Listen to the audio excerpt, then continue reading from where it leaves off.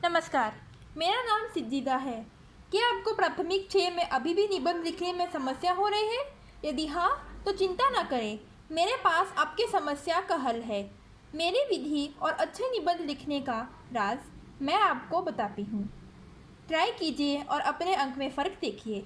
सभी पीएसएलई छात्रों के लिए मैं कहना चाहूँगी कि आप दोनों निबंध के प्रश्न को ध्यान से पढ़िए और जो आपको समझने में आसानी हो, आप उसी को चुनिए और लिखिए। यदि आप चित्र निबंध लिख रहे हैं तो आप इस तरह से लिख सकते हैं। तो ये देखिए, यह एक चित्र निबंध का प्रश्न है। सबसे पहले आप चित्र को ध्यान से देखिए और हर एक चित्र को समझने की कोशिश कीजिए और देखिए कि हर चित्र में क्या क्या घटना हो रही है। उसके बाद नीचे दिए गए सहायक शब्दों को देखिए। इससे आपको अंदाज़ा हो जाएगा कि चित्र किस बारे में है। आइए चलिए, तो मैं आपको सबसे पहले चित्र के बारे में बताती हूँ।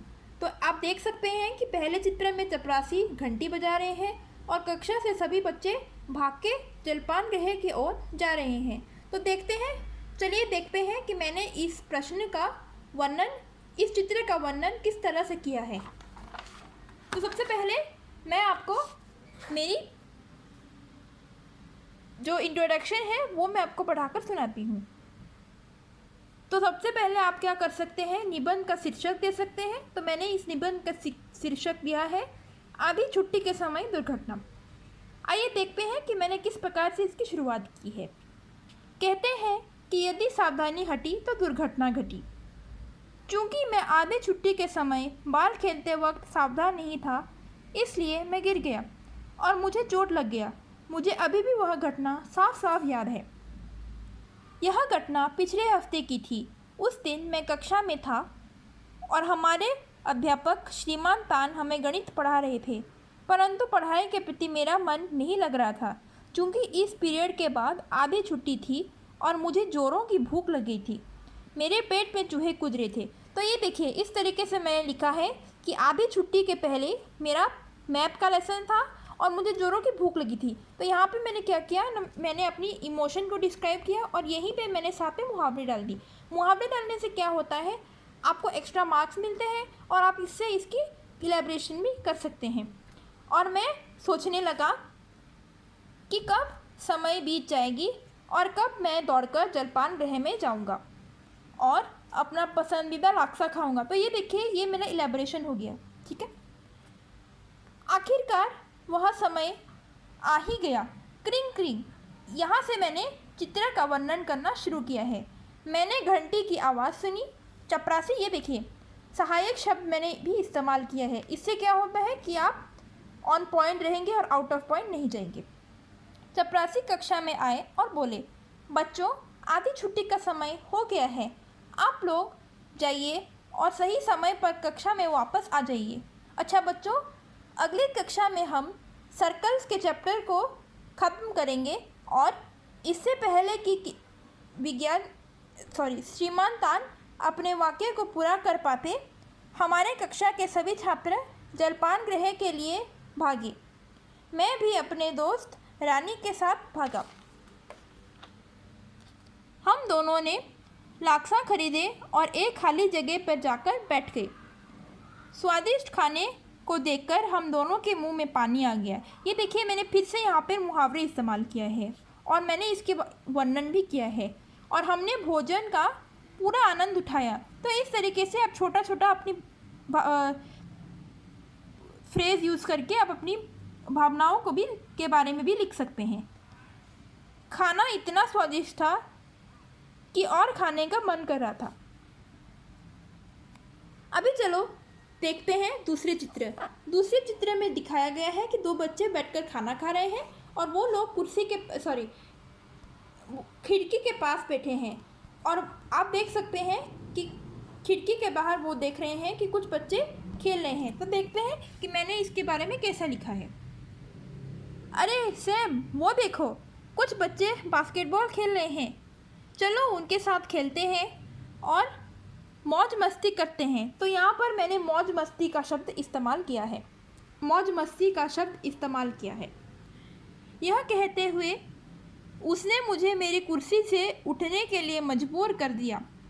मैंने जलपान गृह में घड़ी को देखा और मेरे पास खेलने के लिए आधे घंटे बचे थे।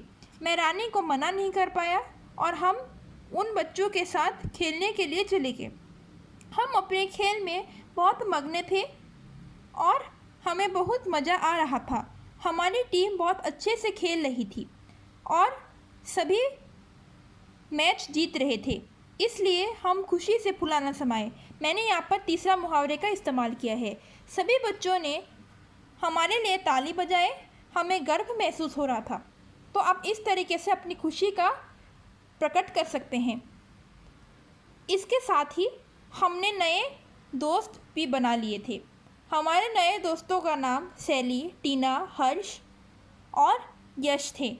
हम 6A में पढ़ते थे और वे 6B में पढ़ते थे। तो इस तरीके से मैंने लिखा है कि हम उन बच्चों के साथ कैसे खेलने गए और साथ में हमने नए दोस्त भी बना लिए। आइए चलिए देखते हैं कि मैंने तीसरे चित्र के बारे में किस तरीके से वर्णन किया है। तो इस चित्र में आप देख सकते हैं कि कुछ बच्चे बॉल गेम खेलने में मग्न हैं और बहुत मज़ा ले रहे हैं। मैं बॉल को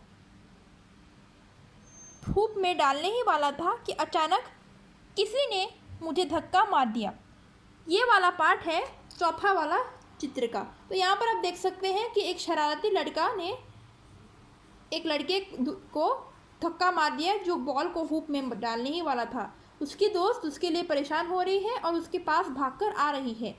तो यहाँ पर मैंने लिखा है, यहाँ पर आप इस लड़के का वर्णन अलग तरीके से कर सकते हैं। आप कह सकते हैं कि ये एक बुली है, या फिर आप ये भी कह सकते हैं कि इसने जानबूझकर इसे धक्का मारा। तो मैंने क्या किया, मैंने लिखा है कि ये जो लड़का जिसने इसे धक्का मारा है, मैंने लिखा है कि ये स्कूल का बुली है जो हमेशा छोटे बच्चों को परेशान करता है।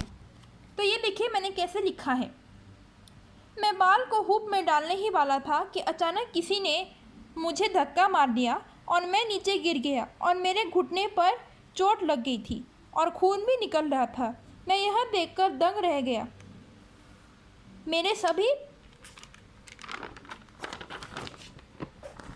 मेरे सभी दोस्त चिंतित होकर मेरे पास आए और उन्होंने खेल रोक दी। मैंने उस इंसान का पहचान कर लिया जिसने मुझे धक्का दिया था। वह हमारे स्कूल में एक बुली था जिससे सभी बच्चे डरते थे। वह बहुत हट्टा कट्टा था और लंबा था। वह स्कूल में गुंडों का प्रमुख था। उसका नाम टोनी था। तो ये देखिए मैंने किस तरीके से उसका वर्णन किया है। सबसे पहले मैंने बताया कि वो दिखने में कैसा था, उसका नाम क्या था और वो गुंडों का प्रमुख था। तो अब इस तरीके से बुली का वर्णन कर सकते हैं। मैंने अपनी सुरक्षा के लिए उसे कुछ नहीं कहा और उसे माफ़ कर दिया। मुझे बहुत दर्द हो रहा था, फिर भी मैंने कुछ नहीं कहा। बहुत खून बह चुका था। रानी उसे गुस्से से देखने लगी और गुस्से से लाल पीला हो गई। ये देखिए मैंने चौथा मुहावरे यहाँ पर इस्तेमाल किया है गुस्से का वर्णन करने के लिए। मेरी सभी दोस्तों ने मुझे उठाया और स्कूल के अस्पताल में ले गए। चलिए देखते हैं पांचवा चित्र। तो यहाँ पर आप देख सकते हैं कि उस सभी दोस्तों ने इस लड़के को लेकर अस्पताल में लेके गए हैं और वहाँ पर परिचारिका उसके घाव पर मलहम लगाकर मरहम पट्टी कर रही है और वह दर्द से कहरा रहा है। तो आइए देखते हैं मैंने इसके बारे में क्या लिखा है। रानी ने उससे गुस्से से देखने लगी और गुस्से से लाल पीला हो गई। मेरे सभी दोस्तों ने मुझे उठाया और स्कूल के अस्पताल में ले गए। वहाँ परिचारिका ने मेरे घाव पर मलहम लगाया और उस पर मरहम पट्टी भी लगाई। तभी मैं ज़ोर ज़ोर से रोने लगा क्योंकि घाव जल रहा था। परिचारिका ने मुझे सांत्वना दी और मेरे दोस्तों ने टोनी के खिलाफ शिकायत दर्ज कराई।